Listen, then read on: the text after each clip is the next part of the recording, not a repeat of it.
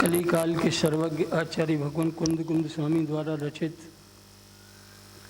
समयसार ग्रंथ, उसकी 13वीं गाथा और आचार्य श्री अमृतचंद स्वामी द्वारा रचित उसकी आत्मख्याति टीका में नव तत्वों में छिपी हुई आत्मज्योति, ये जो है कलश नंबर 8, इस पर चर्चा चल रही थी। उपयोग को केंद्रित करके सब सुने। थोड़ा विलंब हुआ है, कोई बात नहीं है, लेकिन उपयोग केंद्रित हो जाए तो विलंब भी करना ही क्या हम लोगों को। इसी की यही अगर हमारे जीवन में अगर उपयोग केंद्रित हो जाए एक वस्तु पर तो केवल ज्ञान हो जाए। केवल ज्ञान है क्या, मोक्ष है क्या? यही तो है। उपयोग की जो चंचलता है उस चंचलता को विराम करना ही। नहीं, कुछ चंचलता ऐसी होती हैं, सामाजिक भी होती हैं, व्यवस्थाओं में भी आती हैं, वो भी जरूरी हैं, तो उस उपयोग उसमें भी बढ़ता है। और इसीलिए मैंने कहा कि अब इस उपयोग को इस 13वीं गाथा में जो नवतत्वों में छिपी हुई आत्मज्योति दिखाने का प्रयास किया जा रहा है, इस विषय को पर केंद्रित हो जाए। हाँ, अपना उपयोग है, खींच लो, कोई बात नहीं, किसी दूसरे का नहीं है। उपयोग अपना ही है, डाइवर्ट करना है, और इसी का नाम पुरुषार्थ है कि थोड़ा बलपूर्वक इधर डाइवर्ट कर लो। इसी बल पर तो कल जोड़ आचार्य दे रहे थे। कर्म बल पर जोड़ ना देकर आत्म बल पर जोड़ दें तो ठीक है, तो हम कर्म बल को पराजित कर सकते हैं। और अगर अपन ने कर्म मतलब उसको अगर पराजित मतलब अपन ने क्या कहेंगे उसको, अपन अगर कर्म पर ही महत्व ज्यादा दिया तो फिर गड़बड़ हो जाएगी। वो भी है। आत्मज्योति 9 तत्वों में देखने की जो कला है उस पर चर्चा चल रही थी, और उसमें कर्म के उपशम आदि जो होते हैं तब हमें आत्मज्योति दिखे, यानी सम्यक दर्शन हुए, ऐसे कथन का स्पष्टीकरण हुआ था। क्योंकि कार्य होने में जो व्यवस्था है वो तो होती ही है, वहाँ कार्य जो है सच में उपादान के अनुसार ही होता है। जब कथन करते हैं तो कभी निमित्त को मुख्य करके करते हैं और कभी उपादान की ओर से कथन करते हैं। निमित्त की ओर से कथन करते हैं तो हमें निमित्त का जोर दिखता है और उपादान गौण हो जाता है। गौण हो जाए कोई बात नहीं, लेकिन उपादान निगलेक्ट नहीं होना चाहिए। क्यों कि कार्य जो होते हैं उपादान के अनुसार होते हैं। कर्म बलहीन है या आत्मा बलवान है, इस संदर्भ में चर्चा चल रही थी। तो देखो, चौथे नंबर पर मोक्ष मार्ग प्रकाशक में 309 पृष्ठ पर जो कहा था उसके बाद 4 नंबर की हम बात करते हैं। देखो, कर्म के उदयानुसार ही भाव होने का नियम नहीं है। यदि नियम ही होवे तो जीव को कभी मोक्ष नहीं हो सकता, क्योंकि मोह कर्म के उदय से विकारी भाव होंगे और विकारी भावों के होने से बंध होगा। इस प्रकार जीव का संसार अनादि अनंत होने से मोक्ष की सिद्धि नहीं होगी। फिर नियम क्या है कि जीव के भावानुसार बंध मोक्ष है। कर्म के उदय, क्षय, क्षयोपशम, उपशम, इसके अनुसार नहीं, जीव के भावों के अनुसार बंध और मोक्ष है। इसलिए जीव के भाव बलवान निमित्त हैं, कर्म के उपशम आदि बलवान नहीं हैं। संसार की रचना में भी और मोक्ष की रचना में भी। इसमें पंडित जी बहुत एक मार्मिक बात उसमें कह दी, अभी आपने बोला था उसको कि जीव के भावानुसार बंध और मोक्ष है। हाँ, कर्म के उदय के अनुसार संसार और मोक्ष नहीं है। जीव के भावों के ही अनुसार हैं दोनों। तो जिम्मेदार खुद है। संसार और मोक्ष दो प्रकार की स्थितियां हैं। तो संसार भी जीव के भावों के अनुसार, बिल्कुल, और मोक्ष भी जीव के भावों के अनुसार, बिल्कुल, कर्म के भावों के अनुसार नहीं है। जीव के जैसे भाव होते हैं वैसा कर्म उदय रूप दिखता है।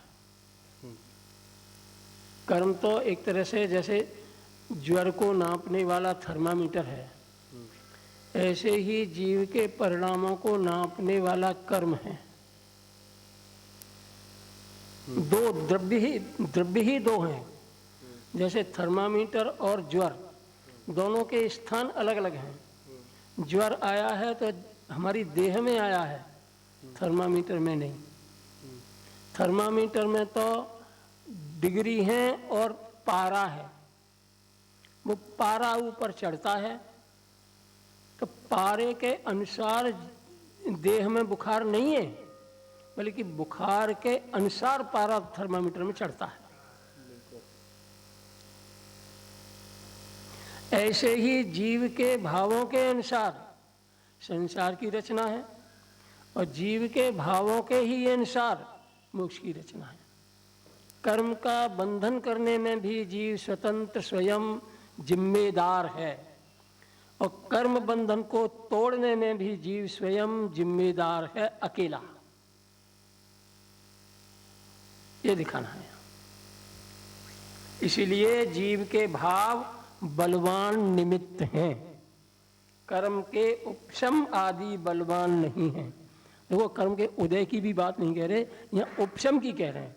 उपशम होगा कर्म का तो ये उपशम भाव होगा, और उपशम भाव ये धर्म भाव है। माने धर्म की शुरुआत उपशम भाव से होती है, धर्म की वृद्धि क्षयोपशम भाव में होती है और धर्म की पूर्णता क्षायक भाव में होती है। याद नहीं? कल एक बात हमने कही थी कि एक क्षयोपशम भाव, इसमें भेद दिखाया था 18 सूत्र के अनुसार कि वहाँ ज्ञान का ज्ञानावाणी दर्शनावाणी अंतराय एक कर्म है और इनके क्षयोपशम से जीव के जो दर्शन ज्ञान और शक्ति जो प्रकट हैं उन्हें भी क्षयोपशमिक भाव कहते हैं। परंतु टूडरमल जी कहते हैं ये स्वभाव के अंश हैं, अनादि से अनंत काल तक स्वभाव है, तो ये स्वभाव के अंश हैं। और उन्हीं क्षयोपशम भाव में एक क्षयोपशम सम्यक्त और एक क्षयोपशम चारित्र, ये भी आए थे। ये धर्म भाव हैं, स्वभाव भाव नहीं। स्वभाव के आश्रय से प्रकट हुए ये धर्म भाव हैं। ये अनादि अनंत नहीं, ये सादि अनंत हैं। जो धर्म के 10 लक्षण में उत्तम क्षमा से उत्तम ब्रह्मचर्य तक की बात आती है, वे धर्म हैं जो संसारी जीवों को मोक्ष के सुख में ले जाने वाले हैं। वो धर्म है। और जिसको हम क्षयोपशम भाव कहते हैं ना, तो क्षयोपशम को गौण करके स्वभाव देखें तो इस स्वभाव के आश्रय से प्रकट होने वाले ये धर्म है। इसलिए स्वभाव बड़ा है और ये धर्म छोटे हैं।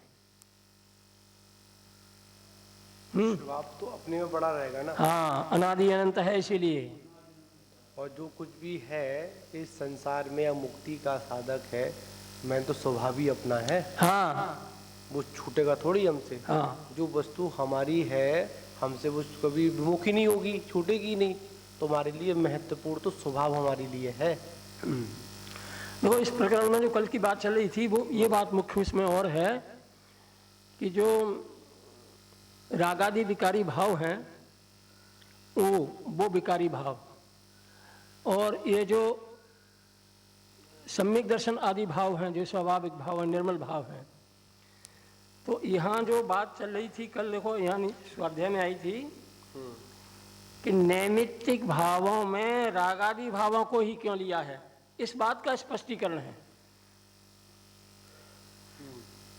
नैमित्तिक भावों में माने आगे इस कलश आने वाला है, उसमें भी नैमित्तिक शब्द आएगा कि आत्म स्वभावम परभाव भिन्नम, और जब परभाव भिन्नम की बात आएगी आगामी कलश में तो वहाँ उसकी व्याख्या करते हैं कि परभाव, परद्रव्य के भाव और उनके निमित्त से होने वाले विकारी भाव। परभाव में इतनी चीज गर्मित करना, दोबारा बोल लेंगे। परभाव में आत्मस्वभावम परभाव भिन्नम, ये मूल कलश का वचन है, आगे वाला है। उसमें प्रभाव की जो व्याख्या की है उसमें तीन चीज ली हैं, परद्रव्य, परद्रव्य के भाव और उनके निमित्त से होने वाले चैतन्य के विकार। माने चैतन्य के विकारी भावों को भी परद्रव्य, परभाव इस रूप में लिया है, क्योंकि अपना प्रयोजन साधना है। तो वहाँ नैमित्तिक भाव जो है, एक छठवें गाथा की टीका, छठवें कलश की टीका में बात आई थी कि सर्व स्वाभाविक और नैमित्तिक भावों से भिन्न अपने आत्म स्वरूप को देखना, व अपने नैमित्तिक और स्वाभाविक भावों में व्याप्त पर भावों से भिन्न एकत्व विभक्त, वहां नैमित्तिक भाव शामिल किए स्वरूप में, और यहां नैमित्तिक भावों से को रखा अलग, और नैमित्तिक भावों में केवल लिए रागादि विकारी भाव, जबकि नैमित्तिक भावों में केवल ज्ञान, केवल और अनंत चतुष्टय आदि भी आ जाते हैं। नैमित्तिक भावों में हाँ, निमित्त से, तो नैमित्तिक भाव में तभी कहते हैं कि चार भावों को देखने से स्वभाव नहीं दिखता। तो देखो प्रयोजन, देखो यहाँ क्या कहना चाहते हैं, तो यहाँ स्वभाव दिखाना चाहते हैं। और ये सम्यक दर्शन आदि जो पर्याय है ना, ये नैमित्तिक भाव में न लेकर के इसे स्वभाव में लिया है, इससे भिन्नता नहीं गई। तो क्या कहते हैं पांचवें बोल में, आज तक किसी कर्म के निमित्त से जीव का स्वभाव नष्ट नहीं हुआ, परंतु कर्मों का नाश करने में जीव का पुरुषार्थ ही निमित्त है। इसलिए चार घातिया कर्मों को नाश करने वाले अरिहंत कहलाते हैं। 8 कर्मों का नाश कर सिद्ध हो गए और अनंतानंत आगे होंगे भी सिद्ध। इसलिए निश्चित ही समझो कि जीव के भाव ही स्वाधीन हैं। कर्म के उपशम आदि होने में जीव का पुरुषार्थ ही बलवान है, निमित्त नहीं। सही है, मुख्यता में जीव को ही जिम्मेदार बना दिया है। हम गौण करें तो भी और मुख्य करें तो भी है। इसीलिए यहाँ ये दिखाया है कि तू न्याय से देख, न्यायाधीश बन करके देख। तो देख कि ये जो उपशम आदि हुए हैं, कर्म के उपशम होने से औपशमिक सम्यक्त हुआ, औपशमिक चारित्र हुआ, तो हम कहते हैं कर्म के उपशम से हुए। यहाँ पर भी तो देख, तेरी कर्म से हटकर स्वरूप पर दृष्टि देख कि आत्मा के परिणाम में क्या हुआ। क्या आत्मा के सम्यक दर्शन का उपशम हो सकता है? सम्यक चारित्र का उपशम हो सकता है? ज्ञान का क्षयोपशम हो सकता है क्या? क्षयोपशम में कर्म की तीनों प्रकृतियां, क्षय, उदय और उपशम, ये तीनों अपेक्षित होती हैं। क्या ऐसी व्यवस्था है ज्ञान में? उपशम सम्यक्त का नाम सम्यक्त का उपशम है या सम्यक्त का उदय है?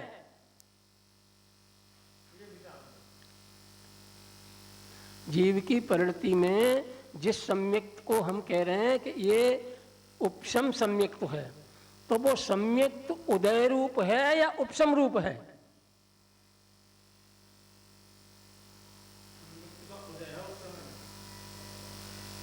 उपशम तो उसका विपक्षी कर्म का है। कर्म का क्षय उपशम हुआ है, उदय तो सम्यक्तों का है, स्वभाव का है, वही तो उदय में उसके आया है, धर्म का ही है। तो जीव में हमेशा ज्ञान का उदय है, ज्ञान का क्षय उपशम नहीं है। दर्शन का उदय है, दर्शन का क्षय उपशम नहीं है। धर्म प्रकट होता है, धर्म उपशमित या क्षय रूप नहीं होता। हम कहते हैं छाय ज्ञान, छाय ज्ञान है या पूर्ण ज्ञान है? जान दो क्या है?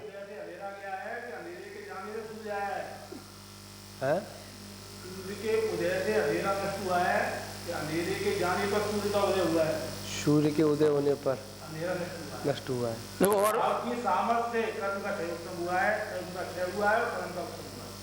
और देखो एक बड़ी मजेदार बात और आती है अच्छी, इसी को और देखो आगे। तो सूर्योदय कहते हैं, कर्म सूर्योदय कहते हैं उसको, इसलिए स्वभाव का उदय है, स्वभाव का उदय हुआ। हाँ, और स्वभाव आपकी सामर्थ्य तक नहीं पकड़ेंगे तब तक बल नहीं मिलेगा। और शास्त्र का आधार लेंगे तो शास्त्र में दोनों तरफ से बातें कही हैं, सब तरह के कथन मिलेंगे। क्षय उपशम सम्यक तो ये भी नाम मिलेगा। समझना क्या है? उपशम सम्यक तो ये भी मिलेगा नाम। समझना क्या है? छाय ज्ञान ये भी शास्त्र का शब्द है, लेकिन समझना क्या है? बात समझने की है, शास्त्रों का शब्दों का निषेध करने की नहीं। ठीक है ना? आचार्यों ने दोनों बातों को दर्शा दिया। कर्म का उपशम भी हुआ और उदय कहाँ पर हुआ? उदय तो अंतरंग में हुआ। जीव में जीव के परिणाम का उदय है। जीव में सम्यक्त स्वभाव है, सम्यक्त नाम का गुण है ना, उसकी निर्मल परिणति हुई है, उसकी निर्मल परिणति का नाम सम्यक दर्शन है। शुभ उदय हुआ है उसका। उपशम क्षय, क्षय उपशम उसका नहीं। पंडित जी, जी वाली चर्चा है ना, बहुत ही मार्मिक है। हाँ, और इस चर्चा में अगर हम लोग समझकर समझें इसको बहुत उपकारी है। तो हमारे लिए बहुत उपकारी है। हाँ, हमको एक आत्म संबल प्रदान करेगा। हाँ, और अगर हम इसको चर्चा को अगर हमने थोड़ी सी भी ना समझी कर दी, एक श्रावकाचार पुस्तक थी, हमने पहले यहाँ रखी थी, शिविर लगा था, उसमें एक बड़ी बात आई थी, जिनवाणी को श्रवण करें, श्रवण करते से वे भी सावधानी बरतें। हाँ, तो यहाँ पर भी जो बात है सावधानी, अधिकांश क्या होता है कि हम कर्म के ऊपर ही, निमित्त के ऊपर ही दोषारोपण कर देते हैं। एक वो पूजा में आता है, कर्म घुमाता है मुझको ये भ्रांति मेरी, ठीक है, अधिकांश अरे उसने कर दिया, उस कर्म का क्षय होगा तब करेंगे जी, अनेक अनेक बातों को ऊपर यहाँ पर प्रस्तुत करते हैं। पर मुख्यतः में आचार्य कहते हैं कि वो सारी चीज तब होगी जब तेरा आत्मबल, आत्म पुरुषार्थ उस ओर होगा। यदि कोई कर्म के भय से तप करता है तो भी मिथ्या है। बिल्कुल भयभीत हो गया, कर्मी के उदय से भयभीत होकर तब कर रहा है कि मुझे आगामी काल में दुख नहीं मिले, सुख मिलेगा, ये उदय चल जाएगा कर्म का, इसलिए तू तब कर रहा है। कर्म के भय से कर रहा है ना, ये भी मिथ्या है। बिल्कुल बड़ी सामर्थ्य को, पुरुषार्थ को मजबूत करने के लिए करता है, तो कर्म का क्षय होगा। कर्म का क्षय होता ही होता। बिल्कुल मजबूती वाली और ऐसी बात आचार्य ने बोली जो अंतरंग में जाकर हमको लग रही है, समझने वाली बात। यहाँ पर सोचने के लिए आपने कहा ना, सोच में भी सोच, सोचो इसमें, तो ये सोच में सोच है। यहाँ पर आज एक बहुत बड़ा एक पर्दा हटने वाला यहाँ पर एक सब्जेक्ट है जो वाला कि हम अधिकांश हम उसको हटाने का प्रयास करते हैं। एक आपने बोली कर्मों को हटाने के लिए तब करते हैं। कोई अगर यहाँ पर कोई भव्य जी बोले, दीक्षा अंगीकार करे कि मुझे दीक्षा ले दी है, तो प्रश्न पूछा जाए दीक्षा क्यों ले रहे हो, तो अधिकांश व्यक्ति यही कहेगा कि कर्मों के क्षय की दीक्षा ले रहा हूं। तो जूम खोलेंगे बेटे, हाँ सभी लोग उपस्थित हैं, मन्नामी चंद जी भी हैं, बालेश जी भी हैं और पवन जी भी हैं। बड़ी मानविक बात इस समझने वाली है। अगर हमने यहाँ पर दीक्षा लेते समय ये भाव आ गया, अब यहाँ पर अभिप्राय समझने वाली बात यहाँ पर भी है। आचार्य एक तरफ कहते हैं संसार शरीर भोगों से भयभीत होकर, संसार शरीर भोगों से भयभीत होकर दीक्षा का भाव आता है। ये भी बात बिल्कुल सही है, इसमें कोई गड़बड़ नहीं है। अब यहाँ पर फिर एक पलटा मार दिया, कहीं आपकी ऐसी मान्यता में मानते हैं कि आपको वहां से निकालने में ये उपदेश बड़ा ही उपयोगी था, गलत नहीं था। जिनवाणी का है, सर्वज्ञ का उपदेश है, संवेग भावना के अंतर्गत आता है, कोई दिक्कत नहीं है। बारह भावना में यही बात बताई जा रही है, संसार शरीर भोगों से व्यक्ति के लिए बारह भावना का चिंतन है क्या उसमें। अब यहाँ पर फिर आचार्य ने और आगे सीढ़ी घुमा दिया, अब आगे बढ़ चुके। अब एक काम और करो, धारणा ये मत बना लेना कि कर्मों के क्षय में मैंने दीक्षा ली है, नहीं, कर्म के भय से दीक्षा नहीं ली मैंने, और कर्म के क्षय के लिए भी नहीं है। कर्म के क्षय के दीक्षा मैंने ली है, दीक्षा तो मैंने अपनी सहजता के लिए है। जब मैं सुरक्षित हो जाऊंगा प्राप्ति के लिए, ऐसा भाव जब आएगा तब जाकर आपको अपनी आत्मा की ओर लक्ष्य खड़ा होगा, तब उपयोग डाइवर्ट होगा, तब योग डाइवर्ट होगा। समझ रहे आप लोग। बड़ी इस सब्जेक्ट में विषय के अंदर देखा जाए बहुत ही मार्मिक बात है, और ऐसी छोटी सी सोच ही हमारे इतने जीवन की साधना काल का फल तो मिलेगा, जो मिल रहा है फल की मिशन में फल तो मिलेगा, पर उस फल में भी हो सकता है कि थोड़ा सा काल और बढ़ जाए, चिंतन की एक नई दिशा मिलती है। बिल्कुल। आगे देखो, फिर इसी बात को दृष्टांत के द्वारा दृढ़ करते हैं। जैसे देखना माता जी, अब इसको पढ़ना देखो। जैसे किसी व्यक्ति की हत्या हुई, तो हत्या होने में निमित्त कौन है? तो आप कहेंगे हत्यारा। हत्यारे को हत्यारा सिद्ध करने में तो हत्या को निमित्त कह सकते हैं, परंतु उसके हत्यारे होने में क्या निमित्त है? दोबारा पढ़ो इसको। थोड़ा सा जूम करेंगे बेटे इस लाइन को, यहाँ से आप लोग भी देख सकते हैं, स्क्रीन में चल रहा है आपके। क्या करो बेटे, देखो, जैसे किसी व्यक्ति की हत्या हुई तो हत्या के होने में हत्या निमित्त है। हत्या के निमित्त कौन है? तो आप कहेंगे हत्यारा। कि हत्यारे को हत्यारा सिद्ध करने में तो हत्या को निमित्त कह सकते हैं, परंतु उसके हत्यारे होने में क्या हत्या निमित्त है? मैंने एक तो हत्यारा और एक हत्या। तो पहले जन्म हत्यारे का हुआ है या हत्या का? हत्यारे का। कोई वाली बात जन्म किसका पहले हुआ है, हत्या का या हत्यारे का? हत्यारे का। हत्या हो या ना हो, लेकिन हत्यारे का तो जन्म हो गया, वो हत्यारा हो गया। हाँ, भाव हिंसा, यहाँ पर एक भाषा में भाव हिंसा। हाँ, है? तो उसके कह रहे हैं कि तुम ये निमित्त को कहते हो ना, कि हत्यारा सिद्ध करने में तो हत्या निमित्त हो सकती है, क्योंकि उसने हत्या की तब कोर्ट में जाकर के सिद्ध हुआ कि इसने ये मार दिया इसलिए हत्यारा है। लेकिन हत्यारा होने से पूर्व वो हत्यारा था। जिस काल उसके परिणाम में हत्या का भाव आया, उसमें हत्या कोई निमित्त नहीं है। कोई निमित्त नहीं। तो फिर कौन निमित्त है? स्वयं। उपादान के अनुसार कार्य, अपने ही उपयोग की कलुषता, अपना ही अज्ञान, अपना ही असंयम, अपना ही विषयों में रुचि वाला परिणाम, अपना ही शरीर आदि में एकत्व, ममत्व, कर्तृत्व, भोक्तृत्व, ये बुद्धियां, ये उसमें निमित्त हैं। इस अज्ञान से ये उत्पन्न हुआ है। हत्या तो द्वेष से होगी और हत्यारा वो अज्ञान से हुआ है। एक बात और यहाँ पर है, हत्या एक क्रिया है, एक क्रिया है, और वो सामने वाला मर जाए तो हत्या, तो हत्या है, और नहीं मरा तो हत्या नहीं है।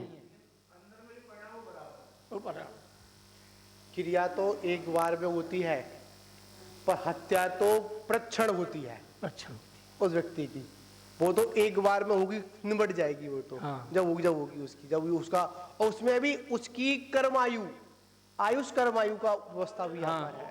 न्याय में भी व्यवस्था है। हाँ। जैसे एक व्यक्ति मर जाए, हत्या हो जाए, हम्म। तो जो एक लगता है धारा लगती है उसकी तीर्थ, और यदि व्यक्ति वो बच जाए तो लड़की की दुकान,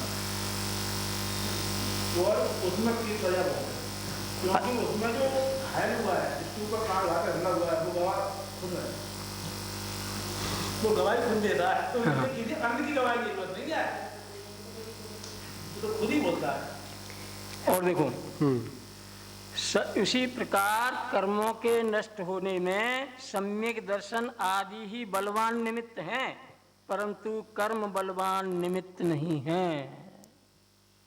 कर्म का उपशम हुआ है ना, बोलो कर्म का उपशम हुआ है माने खत्म हुआ एक दृष्टि से।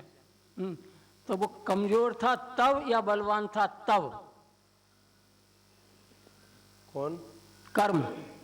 कर्म बलवान था तब उपशमित हुआ है या क्षय हुआ है, या कर्म बलवान था तब उपशमित हुआ है?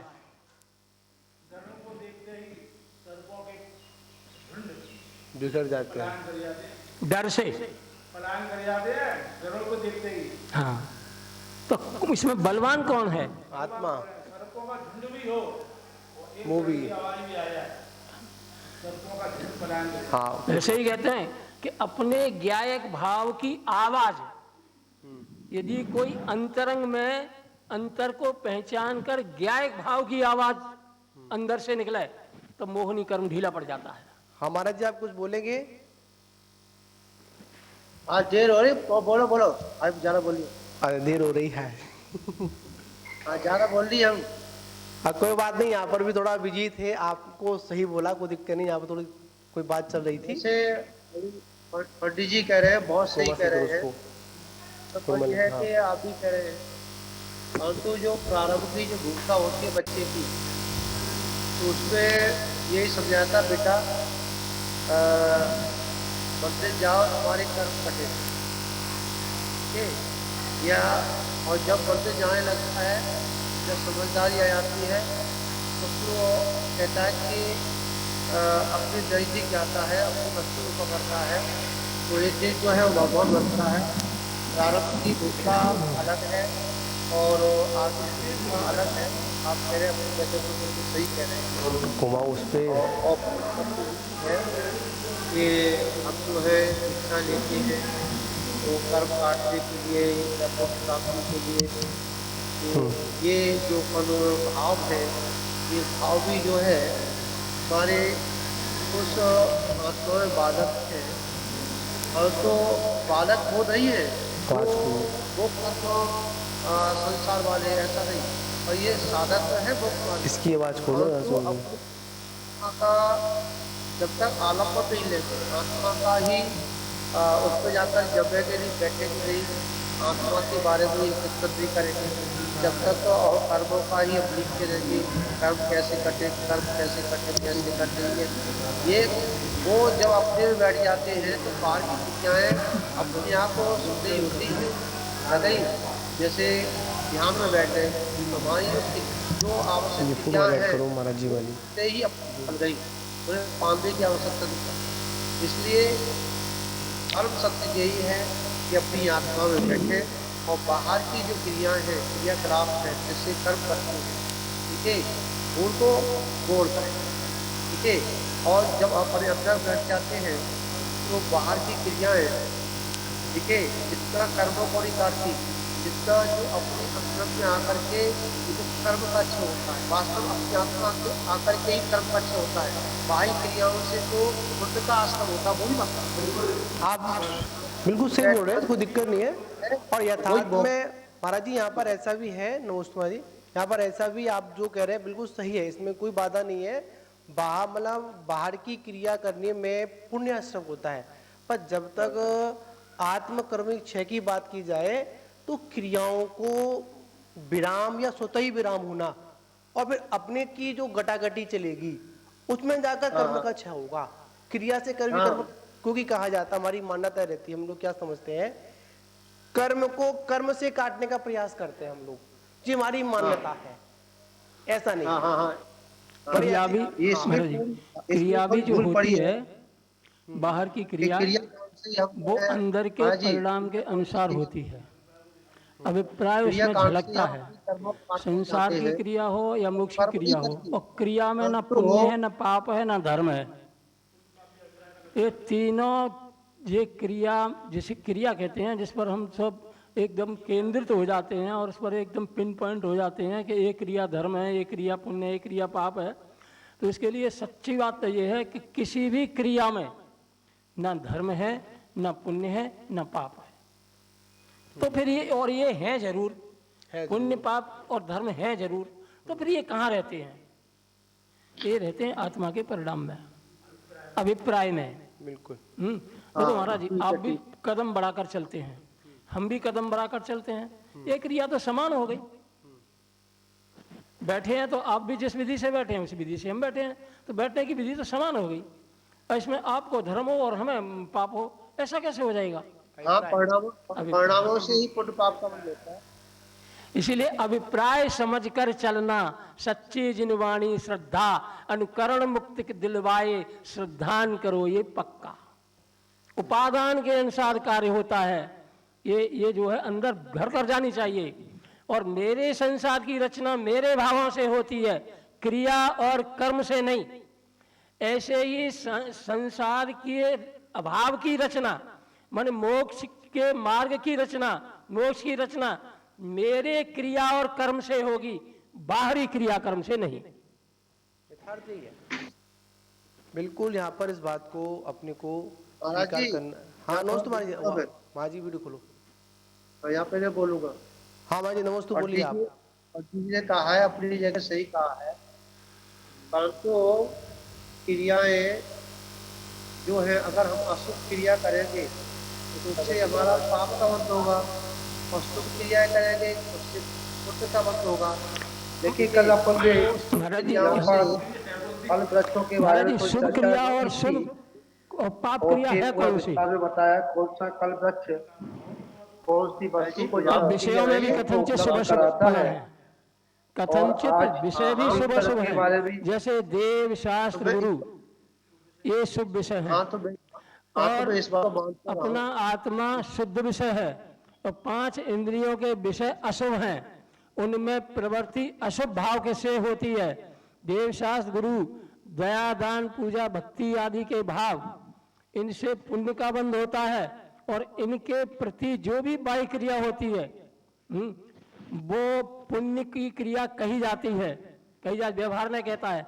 सच्चाई ये है कि पुण्य पाप के भाव या धर्म के भाव क्रिया से रहे, बाहरी क्रिया से रहित अंदर के अभिप्राय में रहते हैं।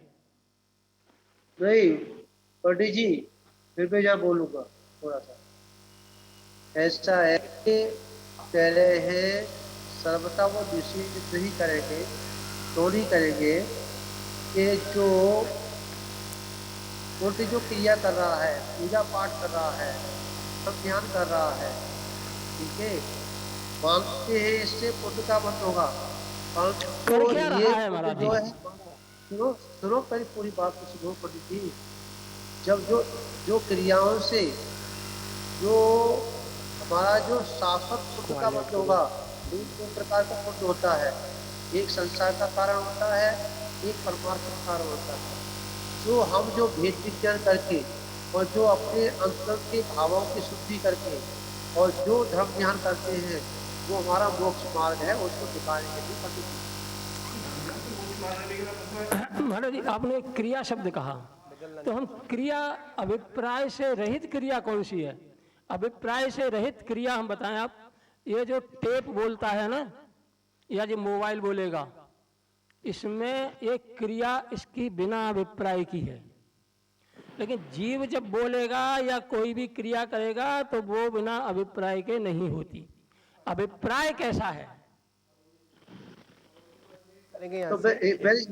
तो मैं यही तो कहा है। आप भी कोई बात कह रहे हो, आप समझ रहे हैं। ये कह रहा हूँ, कोई दिक्कत नहीं है। हाँ, जो आप कह रहे हैं मैं समझ रहा हूँ उस बात को, और जो मैं कह रहा हूँ उसको नहीं समझे। मैं थोड़ा घुमा के कह रहा हूँ, तुम जो है सीधा सीधा कह रहे हो, या मैं सीधा सीधा कह तो घुमा के कह रहे हो, कहीं ना कहीं फर्क आ रहा है।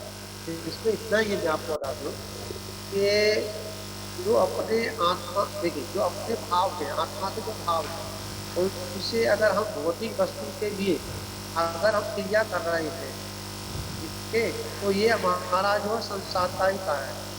और हम उन क्रियाओं को अपनी आत्मा के उत्थान के लिए कर रहे हैं, धर्म को बढ़ाने के लिए कर रहे हैं, ठीक है, या आत्मा के सुखी के लिए कर रहे हैं, और हम भेद विज्ञान कर रहे हैं, है तो ये क्रिया है ना। और ये क्रियाएं जो हैं हमारे आत्मा को पवित्र बनाने में कारण हैं, इसलिए इसको धर्म कहा है, इसको निकाल नहीं सकते, इसलिए कहा शासक जो है हम यहाँ कुछ मार्गी कहेंगे है। महाराज जी, कुछ कहेंगे यहाँ पर। एक बात यहाँ पर है कि यहाँ पर एक थोड़ा सा शब्दों का आप बिल्कुल सही बोले, कुछ थोड़ा इसमें चेंजिंग करनी है। क्रिया नहीं, जो क्रियाओं के पीछे जो अभिप्राय है, क्रिया तो एक मिथ्या दृष्टि भी करता है, स्वयं करता है, पर अभिप्राय गलत होता है ना उनका। हाँ तो मैं बोल तो रहा हूँ, इसको, इस चीज को बोल तो रहा हूँ कि एक जो है संसार के भौतिक वस्तु के लिए, ठीक है, जो क्रिया है, एक जो है वही क्रिया वही है, क्रिया में अंतर नहीं ध्यान रखना। क्रिया और एक सी है। एक जो कर रहा है अपने पूजा पाठ कर रहा है, वो अपने आत्म कल्याण के लिए। नहीं, बिल्कुल यहाँ पर महाराज एक बात है, यहाँ पर अगर हमारा अभिप्राय ठीक हो, अगर हमारा अभिप्राय ठीक हो और क्रिया में अगर थोड़ी बहुत 19-20 हो, फिर भी रिजल्ट ठीक है, क्योंकि भाव की अपेक्षा से एक सूत्र आता है, भावना भवनाशिनी और भावना भववासिनी। मैंने भावनाओं के माध्यम से या भाव से ही हमारा संसार वृद्धि को प्राप्त होता है, और इन भावों के माध्यम से ही, पर इस विषय को बड़ा हम बाहरी भावों में लेके चले जाते हैं। यहाँ पर आत्म भाव से संबंध है, जैसे विषय है ना, हत्या और हत्यारा, दो शब्द आए थे, हत्या और हत्यारा। अब हत्यारा कब हुआ? वो तो प्रक्षण हत्यारा हो रहा जब तक कि, मतलब हत्या तो मात्र क्रिया है, मतलब पल मात्र की।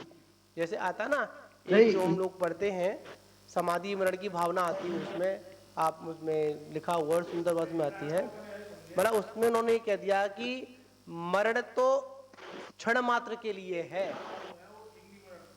नहीं, ये समाधि मरण के लिए है, अपने हुक्मचंद बारल जी की है, उसमें आती, उसमें बड़ी सुंदर उन्होंने बात कही कि, बहुत सुंदर बात कहते हैं कि मरण तो क्षण मात्र के लिए है, समाधि तो जीवन भर है तुम्हारे लिए।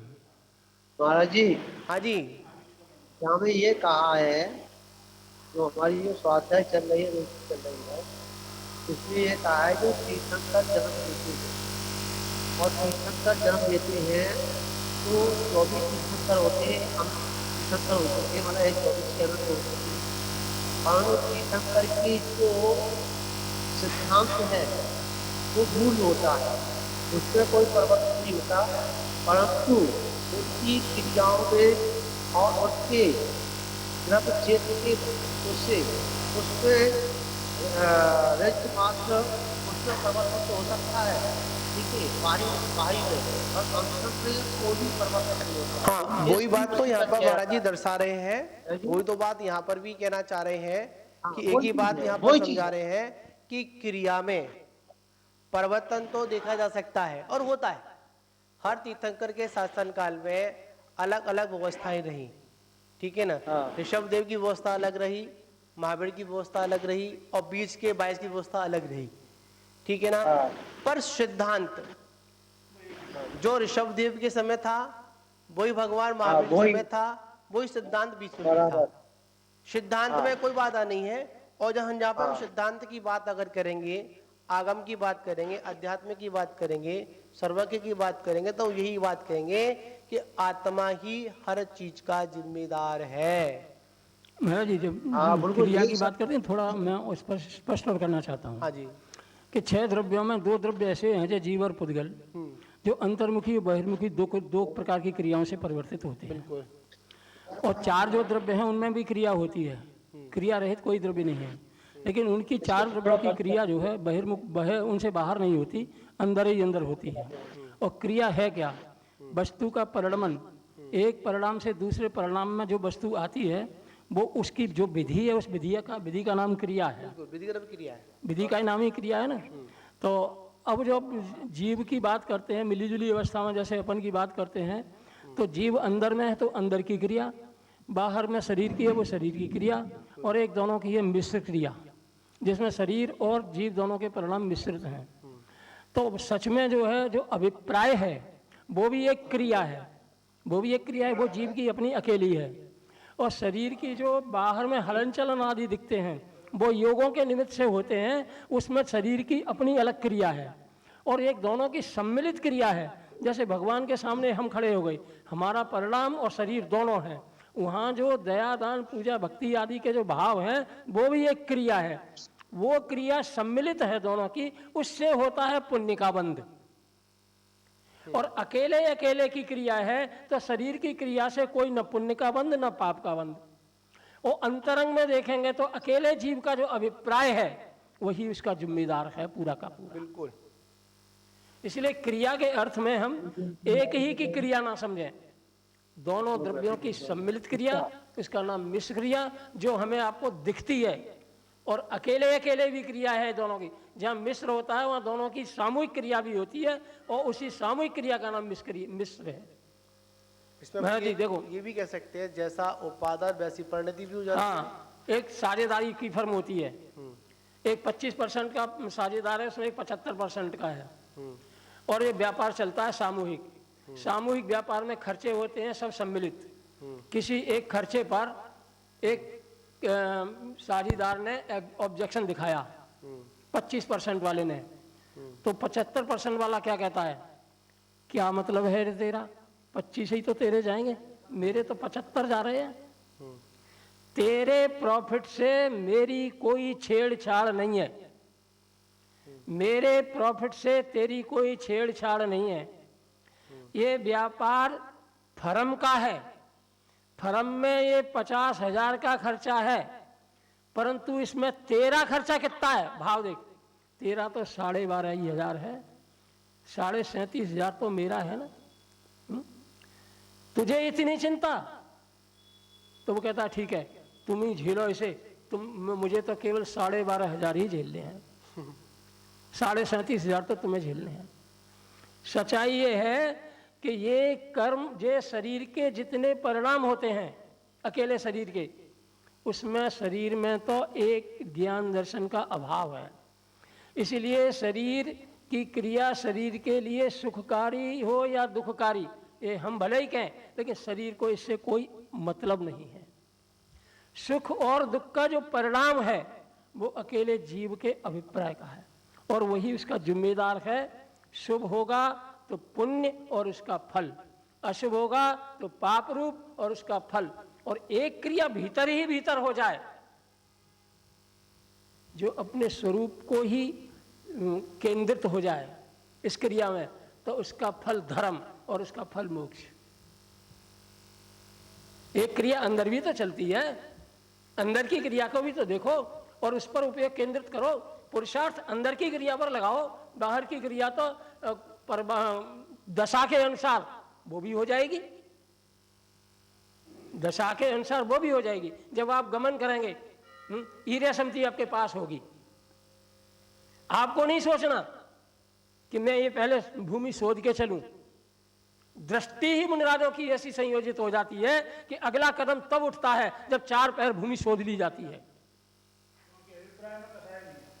बिल्कुल, आपको शोधना नहीं है, सुधर रही है अपने आप। हाँ, दृष्टि ही इस प्रकार से संयोजित हो जाती है मुनिराजों की कि अगला कदम तब उठेगा जब आगे देख लिया जाएगा। कभी कभी पंडित जी इतना अभ्यास हो जाता है, जब पीछे उठाते हैं ना, फिर चलना होता है, कदम बाद में उठता है, सबसे पहले अपनी पीछे पे ही हाथ जाता, पर उसमें पीछे पे जाता हाथ।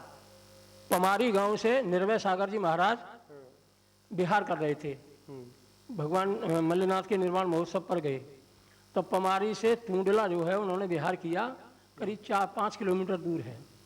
मैं साथ में था, कच्चे रास्ते से, मुझे रास्ता मालूम था, औरों को नहीं मालूम था, इसलिए मैं शॉर्टकट रास्ते से आया, कच्चे रास्ते से।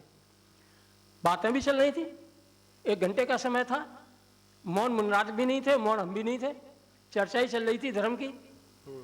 उनकी दृष्टि कहाँ थी और हमारी दृष्टि कहाँ थी, इस बात पर मैं जोर दे करके कह रहा हूँ कि हमारी दृष्टि तो ऐसे ऐसे भी चलती थी, हाँ कहीं किसी थी कहीं किसी पे थी।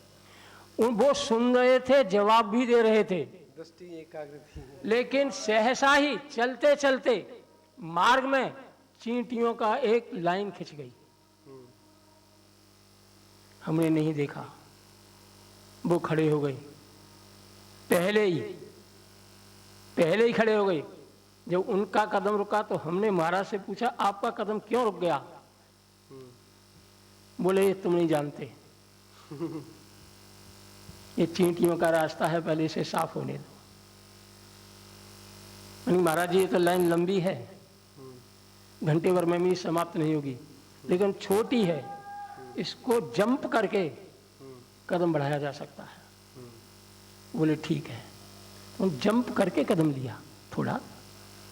तो मैं ये कह रहा हूं कि देखो हमारी दृष्टि वहां नहीं थी, हमें सोचना पड़ा। और मुनि राजों की दृष्टि जो है ईर्या समिति के काल में, उन्हें सोचना नहीं है, अंदर की क्रिया भी है बाहर की क्रिया भी है, भेद विज्ञान भी है और बाहर भी है। ऐसी दशाएं होती हैं ज्ञानियों की। प्रत्येक द्रव्य अपने अंदर भी क्रिया करता है और बाहर भी उसकी क्रिया चलती है, बाहर की बाहर में, भीतर की भीतर में।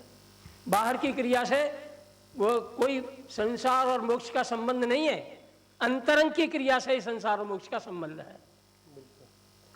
थोड़ा से और पढ़ लूं। तो पंडित जी एक विषय आ गया, अगर मुनराज अगर क्रिया की अगर बात को देखा जाए और कहा जाए कि अगर देखकर भी चल रहे हैं और क्रिया उस समय गलत भी अगर हो जाए, हाँ तो उसका फिर भी अपराध नहीं है, नहीं है अपराध। और अगर बिना देखे ईर्या पथ के चल रहे हैं और फिर भी नहीं हो रही, फिर भी अपराध हमारे, वो भी अपराध है। अभिप्राय है।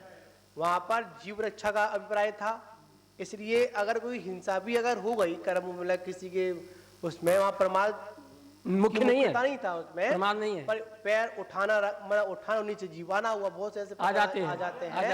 जैसे हमने जो यहाँ से इसको परमार्जन हटाने किया पीछे से, और वो जीव वहां से कभी कभी होता है वो मृत्यु को प्राप्ति भी हो जाता है। और सूक्ष्म जीव तो आंखों से दिख भी नहीं पाते, शोधन के काल में भी नहीं दिख पाते। बिल्कुल हिंसा तो होती है। आवाज खोलो महाराज। देखो और पढ़ता हूँ इसे। प्रकाश के निमित्त से अंधकार का नाश होता है या अंधकार के निमित्त से प्रकाश का नाश होता है? तो आप कहेंगे प्रकाश के निमित्त से अंधकार का नाश होता है। इसीलिए मोह रूपी अंधकार का नाश करने में सम्यक ज्ञान का प्रकाश ही बलवान है।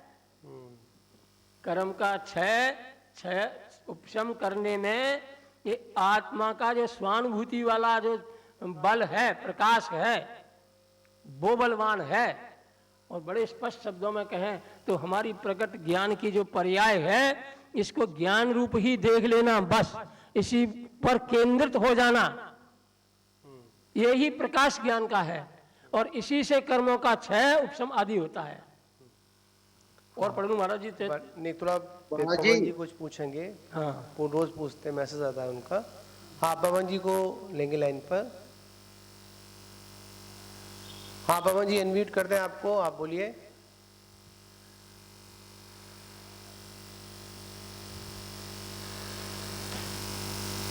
नहीं किया।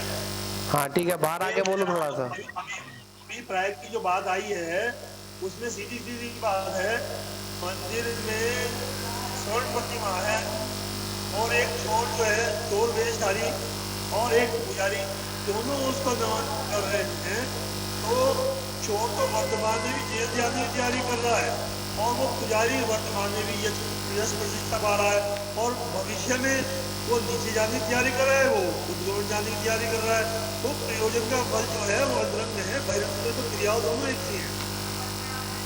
क्या कह दिया? ये कह रहे हैं एक चोर भी पूजा कर रहा है, एक पुजारी भी पूजा कर रहा है। वो कल जो था ना उदाहरण में 4 लोगों का, पर दोनों का अभिप्राय अलग अलग है। हाँ, तो अभिप्राय की दृष्टि से यहाँ बतला रहे हैं कि वो आप समझा कह रहे हैं कि वास्तविकता में अंतर का प्रयोजन ही उसके लिए मुख्य है और बाहरी क्रिया दोनों की समान है। समझ के सवाल है।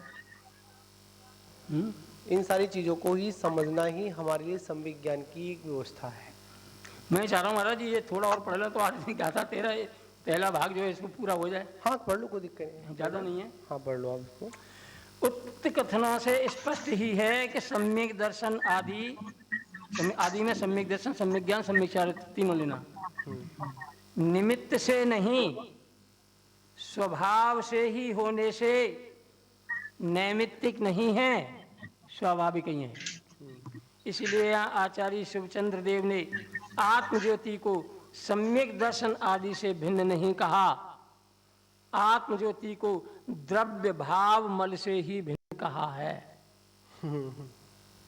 द्रव्य और भाव मल माने ज्ञानावरण आदि जो है ये द्रव्य मल है, शरीर पर लगा हुआ जो मल ये भी द्रव्य मल है, रागादि आत्मा की प्रवृत्ति में ये भाव मल है। तो आत्मज्योति द्रव्यमल और भावमल से रहित है, इससे भिन्न देखो। सम्यक दर्शन आदि से आत्मज्योति भिन्न नहीं है। अब 7 तत्वों में देखते हैं ना, तो संवर निद्रा मोक्ष ये भी तत्व हैं, और ये सम्यक दर्शन, सम्यक ज्ञान, सम्यक चारित्र संवर निद्रा मोक्ष के रूप में है। तो आत्मज्योति जो सम्यक दर्शन, सम्यक ज्ञान, सम्यक चारित्र रूप है, ये तो संवर निद्रा मोक्ष तत्व के रूप में हुई। तो कहते कोई दिक्कत नहीं है, परंतु इन तत्वों में भी एक आत्मज्योति ही दिखाई देती है, वही मुख्य है। प्रश्न है वह आत्मज्योति कहाँ है? समाधान वह आत्मज्योति चित्त चमत्कार रूप, या चमत्कार रूप शब्द है महाराज जी, चित्त चमत्कार। हाँ, और जो चमत्कार हम कहते हैं ना, बाय चमत्कार भूल जाना अभी चैतन्य का चमत्कार देखना, यही चैतन्य का चमत्कार है कि हमारे स्वाध्याय से हमें सम्यक दर्शन हो जाए, इससे बड़ा चमत्कार और कोई नहीं है। चित्त चमत्कार ज्ञायक भाव पर्याय पर्याय में अर्थात प्रति समय एक रूप उद्योतमान अर्थात प्रकट प्रकाशमान है। कहीं ढूंढने नहीं जाना, किसी पर्याय का इंतजार नहीं करनी, वर्तमान की पर्याय में ही ये प्रकट है। उसके लिए ये नहीं देखना कि हमारी दशा कौन सी है। कोई भी दशा हो, नरक का नार की भी देख ले तो उसे सम्यक दर्शन हो जाता है, तिर्यंच भी देख लेते हैं तो सम्यक दर्शन हो जाता है। क्यों? कि वो प्रत्येक पर्याय में चैतन्य प्रकट है, उसका ही चमत्कार सम्यक दर्शन है कि उसको देख लेना, उस पर ही केंद्रित हो जाना, यही चमत्कार है और यही सम्यक दर्शन है। सभी पर्यायों में चैतन्य का ही परिणमन होने से एक रूप है। लब्धि पर्याय तक पर्यायों में भी लब्ध्यक्षर रूप से चैतन्य का परिणमन हो ही रहा है, जिसे गोमठ सार में निरावरण कहा है, और इसकी चर्चा हम पहले कर चुके हैं। लब्धि पर्याप्तक और लब्धि अपर्याप्तक। लब्धि अपर्याप्तक माने जीव एक पर्याय निगोद की अवस्था में लें और भी अवस्थाओं में लें कि शरीर की इंद्रियां पूरी नहीं हुई और बीच में ही आयु कर्म खत्म हो गया, पर्याप्ति नहीं पूरी हुई, रचना तो बाद में होगी। मनुष्य की भी जब मनुष्य आता है ना, जीव गर्भ में आता है तो अंतर मुहूर्त तक अपर्याप्तक दशा है उसकी। और कितने ही जीव ऐसे हैं कि उतनी ही आयु लेकर के आए मनुष्य पर्याय की, कि आयु शुरू हुई और अंतर मुहूर्त में ही खत्म हो गई कि एक भव चला गया। बहुत ऐसी चीजों को सुनकर लोग चलने दो माइक पढ़ने लगे को, ऐसी चीजों को सुनकर कभी कभी इन सारी चीजों से भयभीत होते हैं। प्रवृत्ति आती है कि आखिर में ऐसी भी स्थिति विचित्र है। भला वो बड़ा दिमाग एक समय के लिए ऐसा एक शून्य स्थिति पहुंच जाता है। शून्य मतलब क्या? कुछ समय नहीं सोचता है कि आखिर में यथार्थ है क्या। हम इस संसार को अपना बहुत कुछ मान रहे हैं, इस जीवन को अपना बहुत कुछ मान रहे हैं, इतना कुछ कर रहे हैं, पर रियलिटी की दृष्टि हमारी जाती है तो अंदर से बहुत ऐसा घबराहट पैदा होती है कि कहीं अब मुझसे ऐसा अपराध ना हो जाए, ऐसी दशा फिर मिले, फिर मुझे मिल जाए।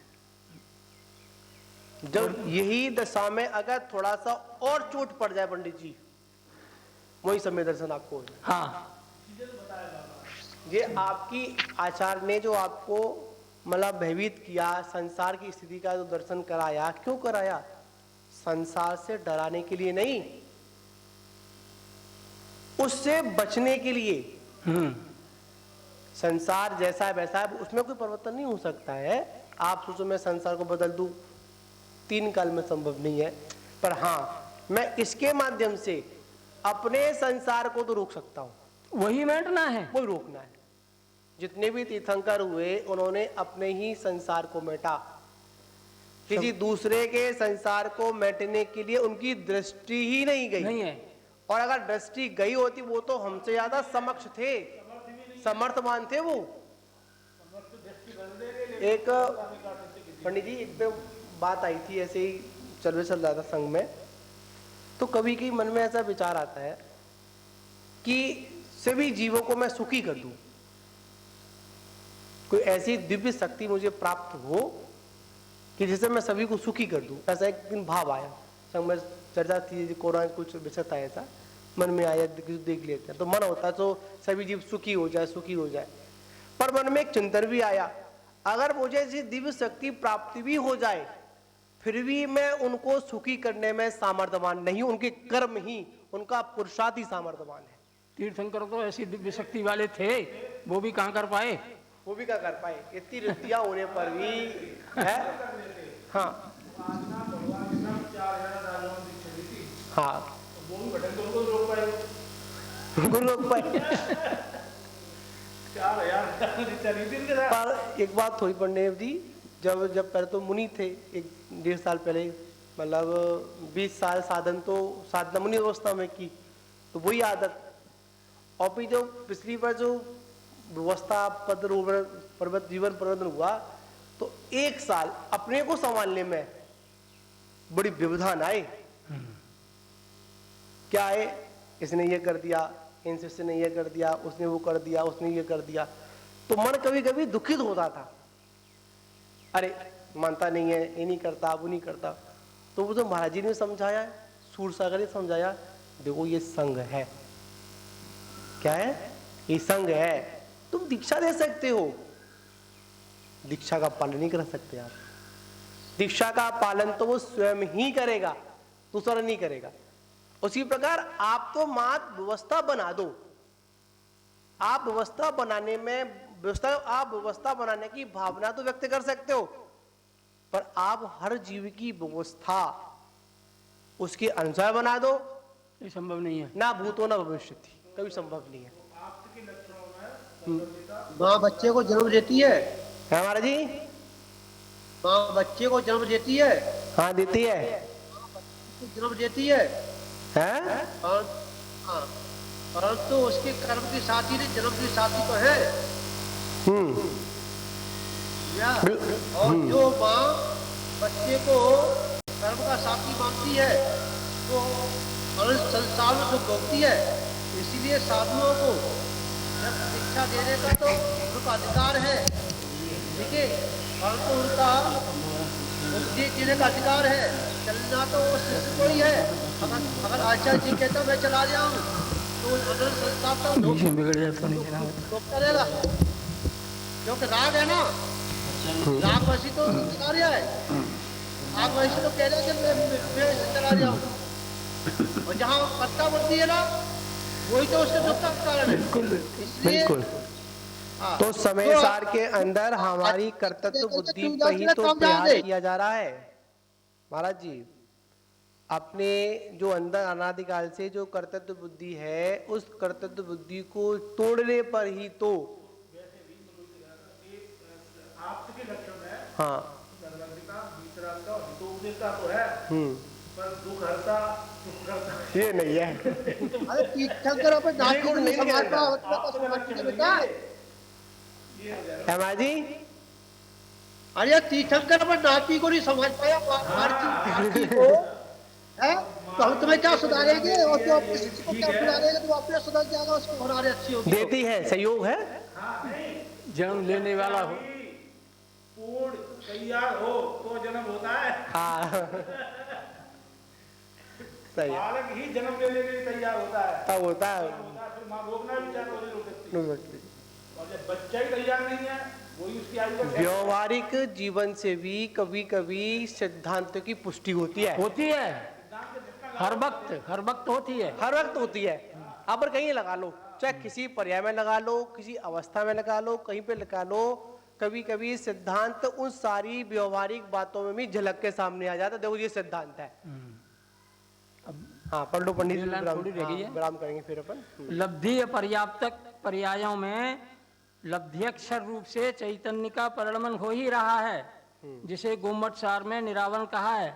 इसकी चर्चा अपन ने पर्याय समास ज्ञान और पर्याय ज्ञान के रूप में की थी।